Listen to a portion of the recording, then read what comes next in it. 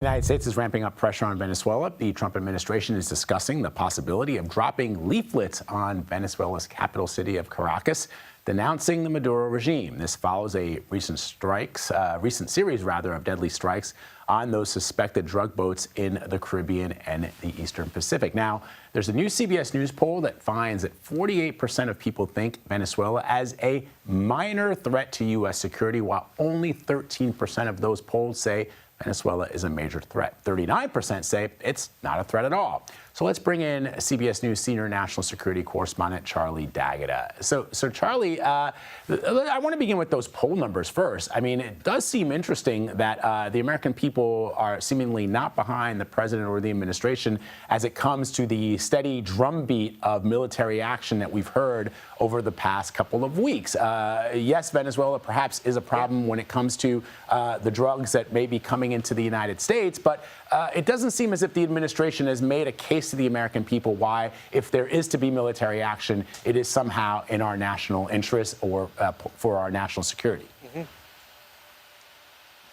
Well, Vlad, the prevailing thought is what you and I are experiencing here, right? I've been trying to cover this for the past 10 days, essentially being shut out. The American public want to know more of what is going on here. Our job is to explain what's going on here. So here we are at Roosevelt Roads. This is a naval base that was reopened. And to show you the U.S. military flex, and this you will see, is the highest ranking or the most senior officer in the U.S. military. It's the chairman of the Joint Chiefs of Staff, Dan Raisin Kane, if you remember President Trump calling him that. Dan Kane was just here about an hour ago. We saw a couple of tilt rotor Ospreys come in. C-130 was taken off from here. Helicopters coming and going. Huge activity. So when the most senior officer is here and he's meeting with the troops here, we understand that he's going to get onto a ship later, and we're hoping to get those images. But when we try to tell our audience that we've got 9 or 10 destroyers that are out in the Gulf right now, which is unheard of, as many as 200 Tomahawk cruise missiles, the Gerald R. Ford, the most advanced aircraft carrier in the world, with 4 F-18 squadrons of F-18 fighter jets here.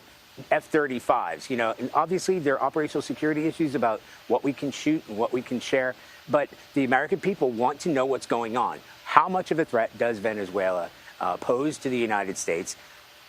Who are the individuals that are on these suspected drug smugglers that are on these ships? What weapon systems are being used to destroy these ships? Where are they being launched from? We know that there are drones that take off from here. Yes, the U.S. military will not confirm that these drones are the ones that are involved. They're armed with Hellfire missiles. They're operating day and night. As I said, the F-35s. So the American people are seeing this massive buildup, literally unprecedented. It's a cliched word, unprecedented buildup of U.S. forces, all bearing down on Venezuelan President Nicolas Maduro, as you mentioned, even dropping leaflets in a sort of psyops or psychological operation campaign, and they want to know why. Where's the threat? We spoke to the governor. Here's what she had to say. The President of the United States and Secretary of War, they're talking about drugs and literally taking all resources to fight drug cartels. I'm 200% for that. So we're going to be anything that we can do to assist. So she is clearly all in. And during the rest of that conversation that we had, she just kept doubling down. She wants, not everybody here wants, they want to see the U.S. military here because it provides protection for Puerto Rico, because it provides protection for themselves. But we're looking at 15,000 U.S. service members currently in this region. Yeah, and still a lot of questions as to what they would hope to accomplish were there to be any kind of military action. Charlie D'Agata trying to get those answers for us, reporting live from Puerto Rico. Thank you, my friend. Appreciate you.